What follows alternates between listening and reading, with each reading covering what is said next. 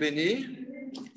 Bienvenue dans ce culte, alléluia, qui a un titre particulier. C'est écouter Jésus.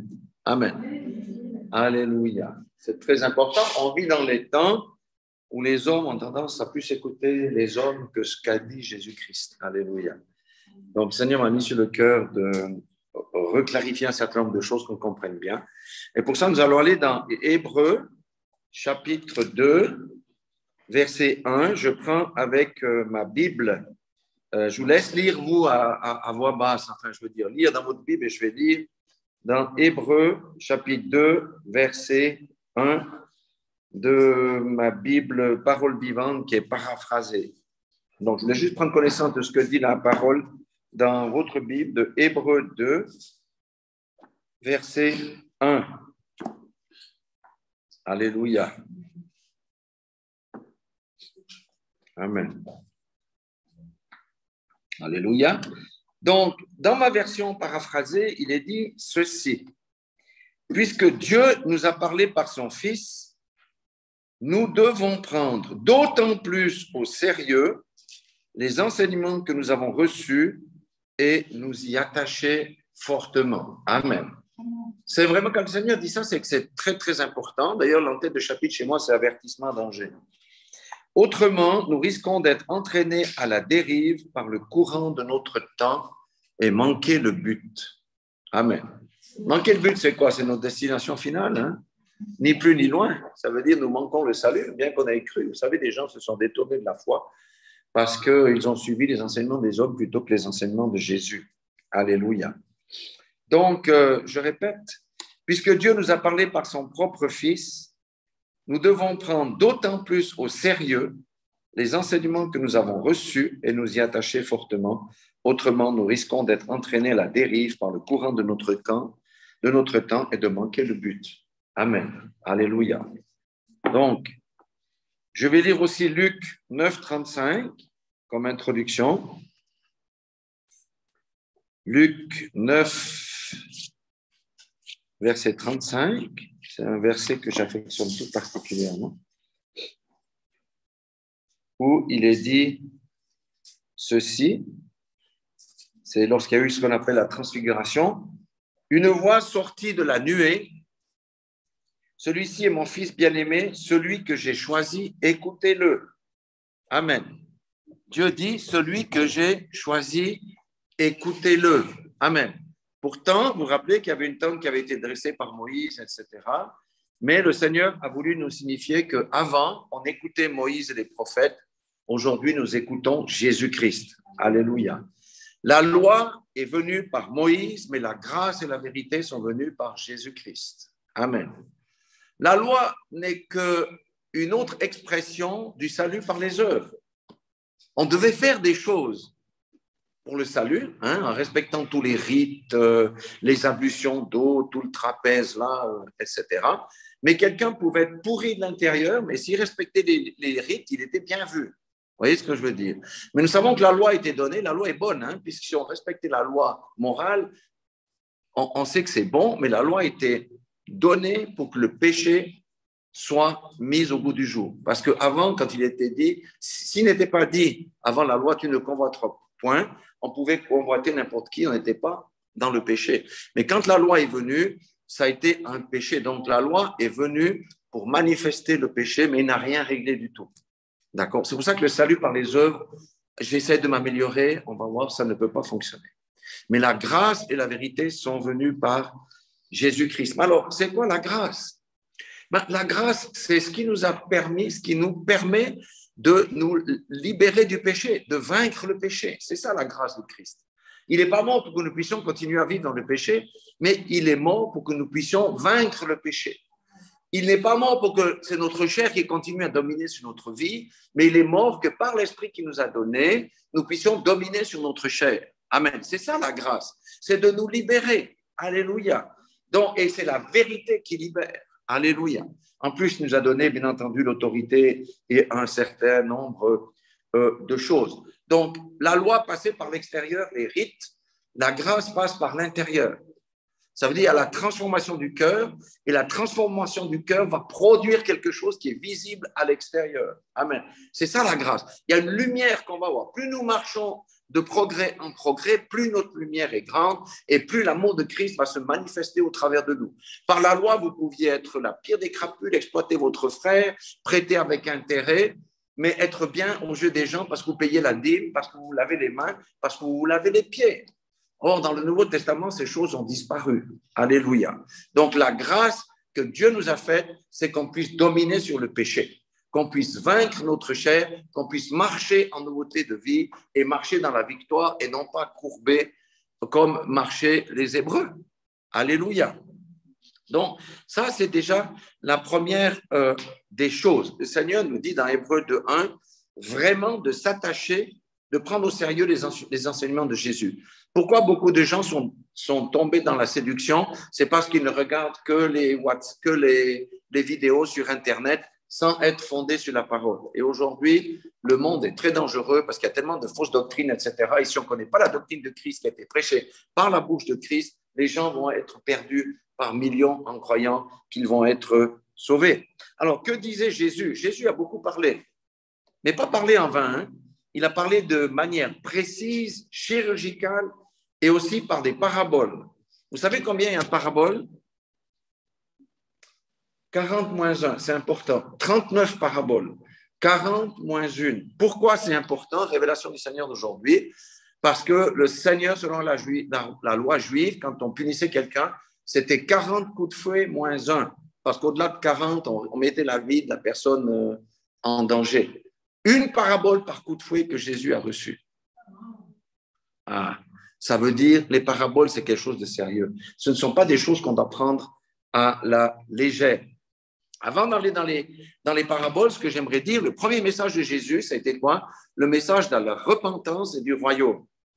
Repentez-vous, le royaume des cieux est proche. Ça veut dire que quelqu'un qui ne se repentait pas ne pouvait pas accéder au royaume de Dieu. C'est impossible. Et c'est toujours le cas. Quelqu'un qui ne se repent pas ne peut pas accéder au royaume de Dieu. Et repentance, ce n'est pas uniquement, comme on dit, on veut faire croire aux gens que c'est juste une question de pensée, c'est une question de pensée qui se traduit par des actes concrets. Avant, j'allais au nord, maintenant je vais au sud. Avant, j'allais à l'est, maintenant je vais à l'ouest. Alléluia. La repentance doit produire du fruit. Jean-Baptiste avait dit, quand il traitait les pharisiens, qui faisaient tout juste d'après la loi, hein, il les traitait, il disait, race de vipères, qui vous a appris à fuir la colère de Dieu? Repentez-vous et portez du fruit digne de la repentance. Ça veut dire manifester l'amour à votre prochain. C'est ça. Mettez Dieu à la première place. Alléluia.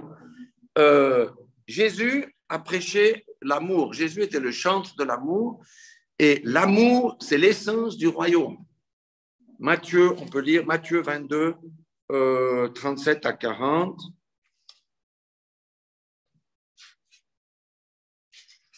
Je vous reprêche des choses, mais c'est important qu'on remette les choses dans la perspective.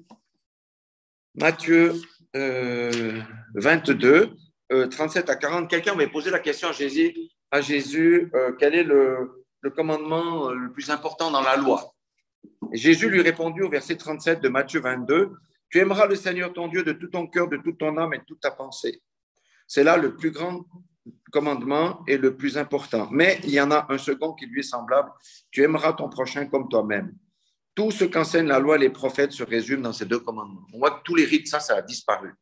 Première des choses, on met Dieu à la première place. Deuxième des choses, on aime son voisin, son prochain comme soi-même. Ça veut dire son frère, sa sœur, sa femme, son époux, ses enfants, son voisin de la rue comme nous-mêmes. Alléluia. C'est la loi de l'amour, c'est l'essence du royaume. Qui n'aime pas son prochain, il peut dire « j'ai cru en Jésus », tout ça ne pourra pas entrer dans le royaume parce qu'il viole l'essence même du royaume. C'est la loi de l'amour. Alléluia. Jésus a aussi prêché le service. Jésus a donné sa vie pour nous et il nous demande en retour qu'on donne notre vie pour notre prochain. Regardons la règle d'or dans Matthieu, chapitre 7, verset 22. Le Seigneur insiste beaucoup là-dessus parce que ce sont des choses qui ont disparu du corps de Christ. Donc, ces choses-là doivent revenir. Alléluia. Matthieu 7, 12. Hein. Alors, 7, 12. Dans ma version, il est dit tout ce que vous seriez heureux que les autres fassent pour vous, faites-le vous-même pour eux. Alléluia. Avant qu'on fasse pour toi, fais la chose pour eux. Alléluia. C'est ça, donner sa vie pour ses amis, donner sa vie pour autrui. Alléluia. Tout ce que vous seriez heureux que les autres fassent pour vous, faites-le vous-même pour eux. Cela résume tout l'enseignement de la loi et des prophètes. Amen. Jésus était un homme simple. Mais il parlait en parabole quand même pour qu'on puisse comprendre les choses, mais ses messages étaient clairs, précis et percutants. Alléluia. Donc, Jésus, il nous a enseigné la prière, comment prier le Notre Père, mais il nous enseignait aussi qu'on devait prier avec insistance, que dans certains cas, on devait prier avec des jeûnes pour chasser les démons. Il nous a dit d'être persévérant dans la prière, il nous a dit de veiller et de prier en tout temps. Alléluia, et spécialement aujourd'hui dans les temps qui sont mauvais. Et la prière, c'est un talon d'Achille de beaucoup de chrétiens parce qu'ils ne s'adonnent pas à la prière. Donc la prière, le Seigneur nous a commandé, ce n'est pas une option. Oh, mais ça, c'est les pasteurs qui prient. Non, ce n'est pas les pasteurs qui prient. Chacun est appelé à prier. J'ai noté juste 2-3 choses, après on va passer aux paraboles. En parenthèse, l'essence de l'amour, c'est manifester le caractère de l'agneau, comme j'ai souvent expliqué ici. Hein. L'agneau donne même sa toison pour qu'on fasse des avis. L'agneau ne répond pas, il ne mord pas, il ne se regimbe pas, etc. Ça, c'est l'essence de l'amour. Mais la prière, hyper important. Et regardez, il y a des exemples très concrets, par exemple, dans la persévérance de la prière. Certains chrétiens prient une fois, puis oh, Dieu ne répond pas. Regardez Anne, la femme d'Elkana. Elle, bon, à l'époque, ils étaient bigames. L'autre femme d'Elkana, Pénina, je crois qu'elle avait 4 enfants, elle avait 0. Elle n'arrêtait pas de prier. Chaque année qu'elle montait au temple, elle allait prier au temple pour que le Seigneur lui fasse grâce. Et grâce à son insistance, le Seigneur lui a donné non seulement plusieurs enfants, mais le premier des enfants que le Seigneur lui a donné, c'est un prophète qui s'appelait Samuel, un des prophètes les plus puissants de l'Ancien Testament. Comme quoi, la prière, il ne faut pas se décourager quand on a des situations difficiles. Le Seigneur nous demande de persévérer. Du reste, il dit, quand la veuve là, voulait obtenir raison et qu'elle a été chez le juge inique pour frapper, le juge, à la fin, il a dit, bon, si elle je vais lui donner ce qu'elle demande, comme ça, elle me fiche la paix. Ça veut dire, l'insistance, la persévérance, ça doit être une caractéristique du chrétien. Jésus nous enseignait le pardon. Alléluia. Dans le Notre Père, on demande pardon à Dieu, mais aussi on dit qu'on pardonne le mal ou on pardonne quelqu'un qui nous a blessés. Alléluia. Le pardon fait partie intégrante de la marche chrétienne. Alléluia. Le Seigneur nous a parlé aussi, Jésus nous a parlé de la marche dans la sanctification. Alléluia. Sans laquelle personne ne verra le Seigneur. D'accord? La sanctification, ce n'est pas ça qui produit le salut, mais la sanctification est un fruit du salut. C'est ça que beaucoup de gens ne comprennent pas. Si tu es sauvé, tu vas manifester le salut et la sanctification pratique est une des manifestations du salut parce que nous allons de progrès en progrès. Et le Seigneur, rappelez-vous la parabole des noces, il s'est trouvé que tous les convives avaient la même robe, sans tache ni un, etc. Et il y avait un qui avait un autre revêtement. Qu'est-ce qu'on lui a fait? On l'a lié, on l'a jeté dehors. Amen. Et la sanctification, elle a une sœur jumelle, c'est l'obéissance à Dieu, l'obéissance à la parole. Combien le Seigneur ordonne à des gens de faire des choses et ils ne le font pas? Ils marchent dans la désobéissance. La désobéissance, il dit, éloignez-vous, vous qui commettez l'iniquité, pourquoi ne faites-vous pas ce que je vous dis et ce genre de choses? Donc, Jésus nous a enseigné des grandes choses. Et maintenant, on va voir quelques paraboles. Et nous allons voir que toutes les paraboles que Christ a données, c'est de ces paraboles que Paul a prêché, que Jacques a prêché, que Pierre a prêché pour aller plus loin. Romains 12, par exemple, ça vient des paraboles. Éphésiens 4, ça vient aussi des paraboles. Galates 5, tout est contenu dans les paraboles de Jésus. Jésus, c'est pourquoi c'est la source et il est bon de temps en temps de revenir à ce que Jésus a dit. Ne lisons pas trop les doctrines, vous voyez ce que je veux dire. Lisons ce que Jésus a dit et le Saint-Esprit va nous transformer de l'intérieur. Aujourd'hui, les gens passent le temps à savoir si l'enlèvement va arriver avant la tribulation, au milieu. C'est intéressant, mais ça n'amène pas au salut, ça. Et en plus, le Seigneur a dit, veillez, priez, car nul ne connaît ni l'heure, ni le jour, etc. Donc, concentrons-nous sur ce que Jésus a dit et notre vie va être transformée. Première des choses, il y a eu la recherche du royaume. C'est une quête absolue. Hein? La recherche du royaume est une quête absolue qui se retrouve dans Matthieu 6, 33. Recherchez premièrement le royaume des cieux et tout le reste vous sera donné par-dessus. Le Seigneur nous parle de ça dans la parabole de la perle de grand prix. On vend tout pour acheter la perle de grand prix. On vend tout pour acheter le champ où se trouve le trésor. Le trésor, c'est quoi? C'est le salut, c'est la bonne nouvelle. Ça veut dire, recherche les choses d'en haut. Laisse de côté les choses terrestres parce que les choses terrestres ne t'emmèneront nulle part. Il parle aussi, quand on a trouvé le royaume, c'est comme le levain qui est mis dans le pain. En fait, ici, il nous dit clairement d'abandonner le monde pour nous focaliser sur le royaume. Amen. Alléluia. C'est ça, vous voyez, Jésus était un pragmatique. Jésus a parlé de la nouvelle naissance. Il a expliqué ça à Nicodème, mais j'ai noté dans mes notes aussi, il a prêché le revêtement du nouvel homme, la mort du vieil homme, avec la parabole du vin nouveau dans les vieilles outres et du morceau de drap neuf qu'on veut coudre sur un drap ancien. Il dit que mais ça ne tiendra pas. On ne peut pas mettre du vin nouveau dans les vieilles outres. Ça veut dire qu'on ne peut pas mélanger le nouvel homme avec le vieil homme. Ce n'est pas possible, on ne peut pas améliorer le vieil homme. Donc, c'est ça qui nous dit la nouvelle naissance. Et dans Éphésiens 4, 24, ici, j'aime bien, comme c'est paraphrasé dans Paroles vivantes, que je recommande vraiment parce que c'est quelque chose de très merveilleux. Éphésiens 4, verset 22, il nous dit quelque chose qui va vraiment vous parler. Il dit, écoutez, si donc vous avez reçu le véritable enseignement chrétien, vous avez appris qu'en communion avec lui, ça veut dire qu'avec Jésus le Saint-Esprit, hein, vous devez quitter les vieilles hardes, c'est les vieux habits, hein, de votre ancienne manière de vivre. Vous dépouillez de votre vieux moi d'avant votre conversion.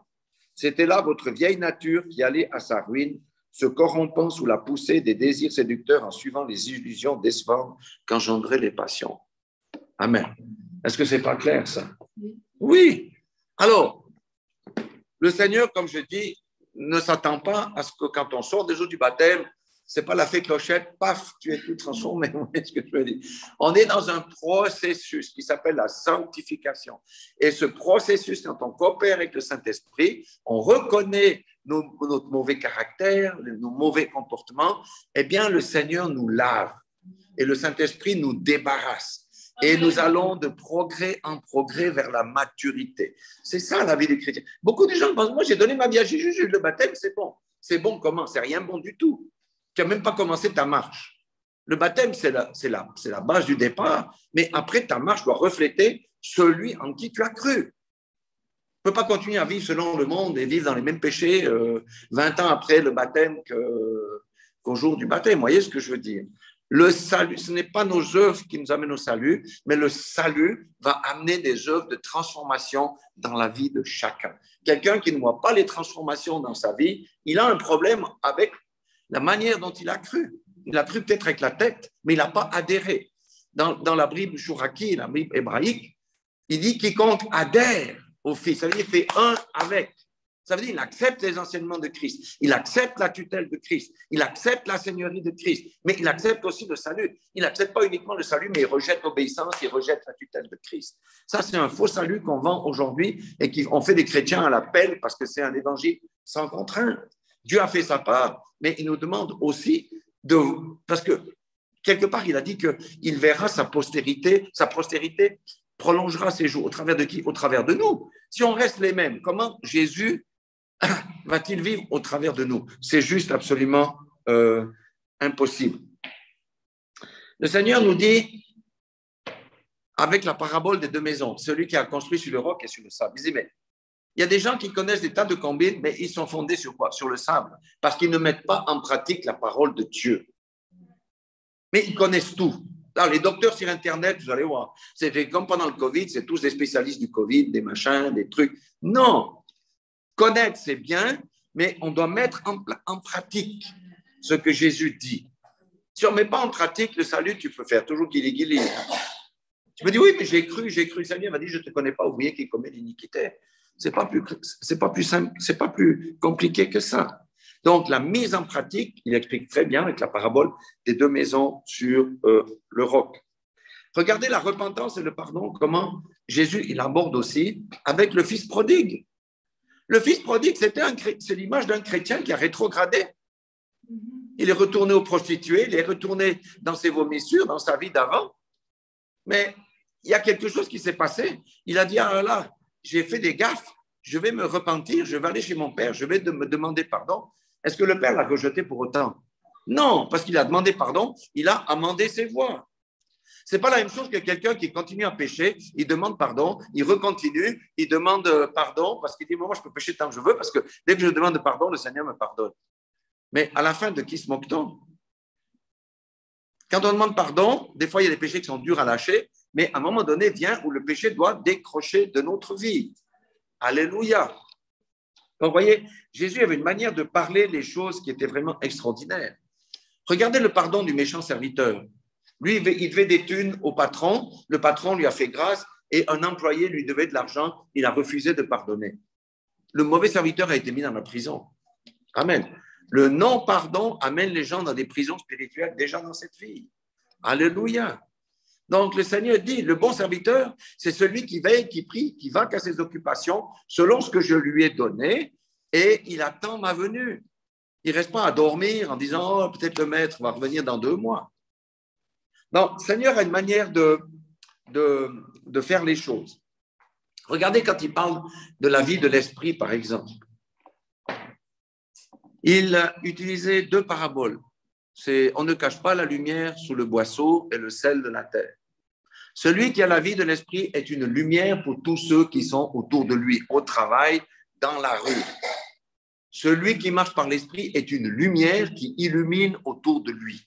Celui qui marche par l'esprit est le sel de la terre, capable de purifier, capable de prier pour les autres, capable d'imposer les mains. Alléluia. C'est la marche par l'esprit. Alléluia. Et la sanctification. Parce qu'on ne peut pas bénéficier de ces choses. Dieu ne se repent pas de ses dons. Hein? C'est pour ça qu'il y a des personnes qui seront surprises au jour du jugement dernier.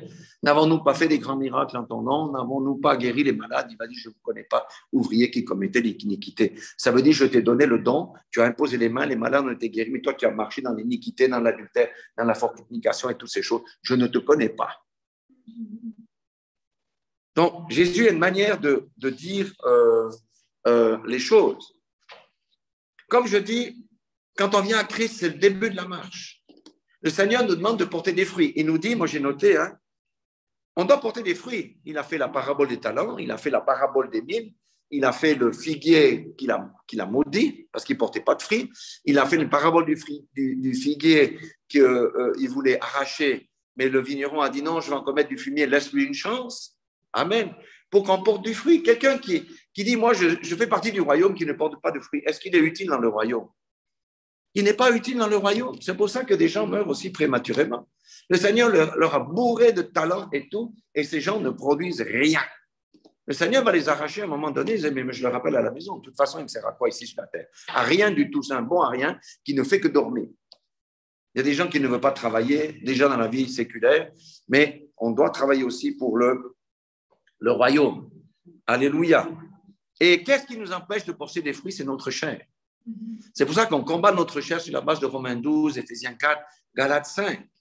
Les œuvres de la chair sont évidentes. La chair n'aime pas quand on veut faire la vie de l'esprit. Ça ne veut pas, ça nous combat. C'est la fatigue qui vient, il y a ci, il y a ça, c'est la chair. Mais la Bible dit que par l'esprit, on vainc la chair, on est victorieux de la chair. Le Seigneur Jésus-Christ, les gens n'aiment pas quand on dit que le Seigneur Jésus-Christ avertit. Le Seigneur Jésus-Christ a été clair. Il a dit, il n'y a qu'un seul chemin, c'est moi. Il n'y a pas plusieurs chemins pour arriver au sommet de la pyramide vers Dieu. Il n'y a ni le bouddhisme, ni le syncrétisme, ni le grand univers. Il y a un seul chemin, c'est moi. Ça, au moins, les choses sont claires. Et après, le Seigneur a été extrêmement clair, se dire, sur la terre, pour les hommes, il n'y a que deux destinées. Celle de la perdition, celle du salut. Le bon grain livré. Il y a le bon grain est livré dans l'église, mais à la fin, qu'est-ce qu'il va faire? Il va séparer le bon grain, il va le mettre dans le grenier, et l'ivraie qui est dans l'église, il va le jeter au feu. Il parle des vierges sages, des vierges folles. Les vierges, elles étaient toutes vierges, elles connaissaient la parole. Qu'est-ce qui les distinguait? Les unes marchaient par la chair, les autres marchaient par l'esprit. Qui est entré dans le repas de noces? Ce sont les vierges sages. Les vierges sages, on veut entrer. Et la porte était fermée. C'est pourquoi beaucoup de gens jouent avec le salut, jouent avec leur destinée finale. Le serviteur fidèle, le serviteur mauvais, viens ici, bon et fidèle serviteur, voici ta récompense. Toi, va-t'en, jetez-le là où il y a des pleurs et des grincements dedans. Le riche et Lazare, c'est deux destinées. On fait comme on veut. Mais le riche et Lazare, c'est une parabole. Ça ne parle pas vraiment de l'enfer. Le riche et Lazare, je prêcherai une fois là-dessus. Ça veut dire qu'une fois qu'on est mort, on peut plus purgatoire, toutes ces histoires-là, ça n'existe pas. D'une fois que tu es mort, tu attends le jugement. On ne peut plus t'améliorer. Quelqu'un ne peut plus s'améliorer, etc. Les poissons. Le filet est jeté sur la terre. On va ramasser tous les poissons. Et le Seigneur dit que triez les bons poissons, les mauvais poissons. Les bons poissons, mettez-les de côté. Les autres, amenez-les à la destruction. C'est un message qui n'est pas très populaire, mais c'est la vérité. Beaucoup s'amusent. C'est pour ça qu'on n'est pas beaucoup ici. Non. Dieu est en train de façonner les gens avec lesquels il va travailler. Il va déverser son onction. Alléluia. Parce que la différence entre celui qui le sert et celui qui ne le sert pas dans la maison de Dieu va être vue. Alléluia. Ce sont vraiment des choses simples. Je méditais sur les paraboles. Je disais, d'abord, j'ai cherché combien de paraboles? 39 paraboles. Tout de suite, le Saint-Esprit me dit 40 moins 1. 39 coups de fouet, un coup de fouet par parabole. Ça veut dire qu'il y a un enseignement à tirer pour que nous puissions être transformés, parce que toutes ces paraboles visent à la transformation intérieure de l'individu. Ce n'est pas donner l'argent qui transforme l'intérieur. Vous voyez ce que je veux dire? Ce n'est pas aller à l'église. Ce n'est pas chanter à la chorale. Ça, c'est l'extérieur. Mais l'extérieur ne chauffe pas. Ce qui transforme, c'est l'intérieur. C'est l'attitude de cœur qui produit quelque chose à l'intérieur de notre cœur qui est ensuite visible à l'extérieur. Donc, il y aurait plein d'autres exemples. Mais voyez, Jésus a fait sa part, mais il attend de nous que nous fassions la nôtre. Parce qu'il nous a dit, allez de progrès en progrès. Amen. C'est pourquoi quelqu'un qui est nouvellement converti, des fois, a peine à comprendre ces choses-là, parce qu'il est au début. Et c'est pour ça qu'il doit être enseigné correctement. Et pas entendre toutes les idioties que Jésus a payé, tes péchés passés, présents, futurs, vis ta vie, et de toute façon, tout est payé.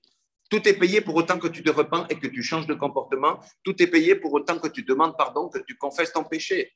Mais tout n'est pas payé pour quiconque continue à se vautrer dans le péché. Ça, ce n'est pas possible. Parce qu'il dit aussi quelque part que la truie fraîchement lavée, c'est de nouveau vautrée dans le bourbier. Et le singe est retourné à son vomi. Pas le singe, le chien. Alléluia. Donc, notre part, c'est quoi? C'est rechercher la vie de l'esprit. Ça veut dire la communion intime avec Jésus-Christ. Ça, c'est le premier point. Alléluia. Deuxième point, c'est la prière. Veiller et prier en tout temps. On a le temps pour regarder la télé, on a le temps pour regarder YouTube, on a le temps pour écouter la radio, mais on n'a pas le temps pour prier. Qu'est-ce qui nous empêche de prier quand on est dans le train ou quand on est en voiture? Rien du tout. La chair nous empêche de prier. Le Seigneur dit veiller et prier en tout temps. Les jeûnes, bien entendu, parce que les jeûnes, ça sert à tuer notre chair. Donc, je ne dis pas qu'il faut jeûner tous les jours avec de graineries, vous voyez ce que je veux dire. Mais de temps en temps, c'est bien. D'ailleurs, même quand j'étais enfant, en Valais, on faisait des jeûnes pour nettoyer le corps. On avait des soupes à l'ortie ou aux arquennes, c'est tout, pour purifier le corps, mais on ne mangeait rien d'autre, parce qu'il fallait nettoyer le corps. Et le jeûne spirituel vise justement à ce qu'on crucifie la chair. Alléluia. Mais aujourd'hui, beaucoup de chrétiens sont trop paresseux pour jeûner. Donc, amender nos voies, ça veut dire reconnaître au travers de la parole les choses qui sont encore des empêchements pour une communion parfaite, etc. Donc, il faut amender nos voies. Parce qu'on doit pouvoir dire, dans 2 ans, je me rappelle, en avril 2022, depuis lors, j'ai fait du parcours. Amen. Alléluia. J'ai été de victoire en victoire, de progrès en progrès. Certains disent que oui, on est déjà changé, on n'a plus rien à faire. Ce n'est pas ce que la Bible dit. La Bible dit que nous allons de progrès en progrès. Ajoutez à votre foi la vertu, l'amour fraternel, etc. etc. Et puis, cherchez vraiment à faire la volonté de Dieu. Trop de chrétiens considèrent qu'ils ont un Dieu pour les aider, qui va l'aider. Ce Dieu-là va les aider à faire leur volonté. Mais il n'y a rien de plus faux que ça. Nous avons été mis sur la terre pour faire la volonté de Dieu. Amen. Et pas pour avoir un Dieu sucette qui nous envoie des bonbons. Hein? On met 2 francs dans le Selecta à la gare et hop, j'ai la canette de Red Bull qui sort ou j'ai le chocolat qui sort. Beaucoup sont égarés avec ça. C'est que Dieu, c'est le Dieu des bénédictions. Oui, c'est le Dieu des bénédictions. Mais bénédiction, si la croix elle y est, et jugement y est aussi. Hein? C'est les deux choses. Le Seigneur est très clair en tous les cas là-dessus.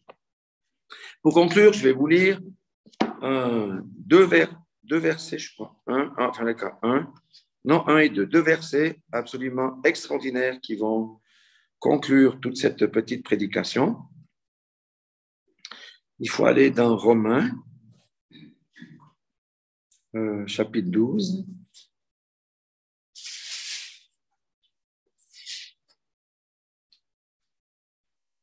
Ah, vous savez que Paul écrit des tartines. Hein?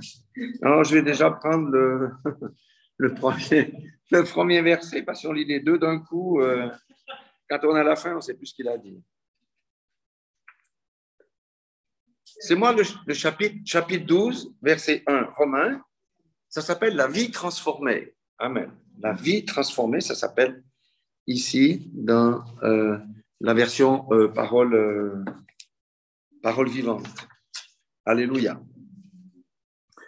Je vous demande donc, frères, à cause de la bonté que Dieu vous a témoignée. Donc, déjà, Dieu nous a témoigné sa bonté en nous sauvant, hein, de lui consacrer votre être tout entier.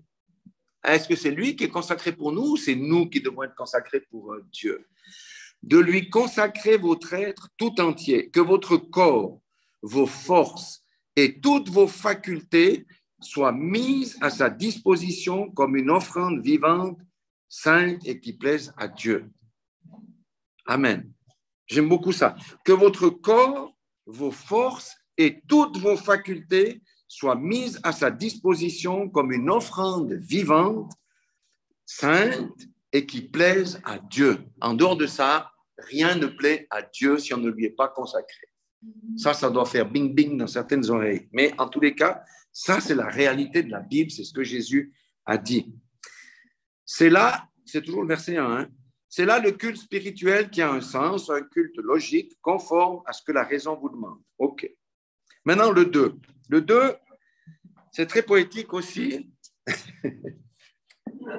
Ne vous coulez pas simplement dans le moule de tout le monde. C'est beau ça, hein?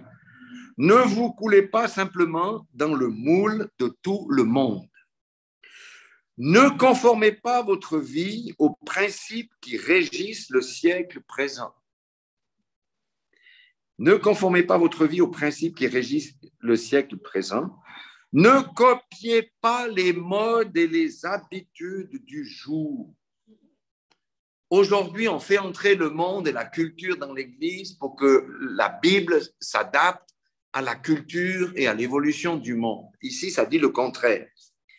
Laissez-vous plutôt entièrement transformer par le renouvellement de votre mentalité. Adoptez une attitude intérieure différente. Alléluia. Donnez à vos pensées une nouvelle orientation afin de pouvoir discerner ce que Dieu veut de vous. De nouveau, ce n'est pas ce que nous voulons de Dieu, c'est ce que Dieu veut que nous fassions. Ainsi, vous serez capable de reconnaître ce qui est bon à ses yeux, ce qui lui plaît et qui vous conduit à une réelle maturité. Les enfants, c'est Dieu, donne-moi ci, Dieu, donne-moi ça, Dieu, donne-moi ça. 70 ans, 50 ans d'église, Dieu, donne-moi ci, Dieu, donne-moi ça. Rien compris au film, rien compris à l'évangile. Non, mais c'est vrai. Ici, ça dit qu'on doit être consacré pour faire sa volonté. C'est pas, on n'a pas un Dieu, une pochette surprise, c'est comment c'est Kinder Bueno qui a des pochettes surprises, etc. Ouais. Et puis juste encore une dernière, toujours au chapitre 12, le dernier verset du chapitre 12, le verset 21, qui est vraiment quelque chose de très pragmatique. C'est pour ça que j'aime beaucoup cette version. Elle dit ceci: ne laissez jamais les rênes de votre conduite entre les mains du mal. Alléluia. Ne laissez jamais les rênes de votre conduite entre les mains du mal. Au contraire, prenez l'offensive et triomphez de lui par le bien. Alléluia. Alléluia. Sanctification, obéissance, faire la volonté de Dieu. Alléluia. Tout est dans ces versets ici. Deux destinées. Si on fait ça, on a quelle destinée? C'est l'éternité. Le salut magnifié, qui va être manifesté. Vous savez que le salut n'est pas encore manifesté. Le salut sera manifesté quand c'est à la fin des haricots. Pour le moment, on a le salut. Oui, on a le salut hypothétique et potentiel, mais notre salut n'est pas encore manifesté. Du reste, la Bible dit que la nature et la création attendent quoi? La manifestation des vrais fils de Dieu. On n'est pas encore manifesté. Pourquoi? Parce que le salut n'est pas encore entré en nous, parce que nous sommes encore dans ce corps de chair. Alléluia. Donc, voilà ce que le Seigneur m'avait mis à cœur de partager. Soyons centrés sur Jésus, relisons les paraboles. Le travail que nous faisons dans Romains 12 et tout ça, tout vient des paraboles ici. Tout vient de ces paraboles, tout vient des... Si on veut, Jésus, c'est le fondement. Les apôtres ont construit sur le fondement. Paul a construit sur le fondement des paroles de Jésus. Jacques a construit sur le fondement des paroles de Jésus. Pierre et tous les autres ont construit sur le fondement des paroles de Jésus-Christ. C'est pourquoi il est bon de laisser de côté les théories des hommes et de s'approcher plutôt sur ce que notre Seigneur nous a dit en demandant au Saint-Esprit de nous éclairer et de nous purifier des choses qu'il nous montre. Voilà, alléluia. Soyez tous bénis dans le nom puissant de Jésus-Christ, que le Seigneur vraiment soit glorifié, parce que je trouve que c'est un bon message et ça nous propulse, ça nous fait grandir. Alléluia. Amen. Soyez tous bénis. Amen.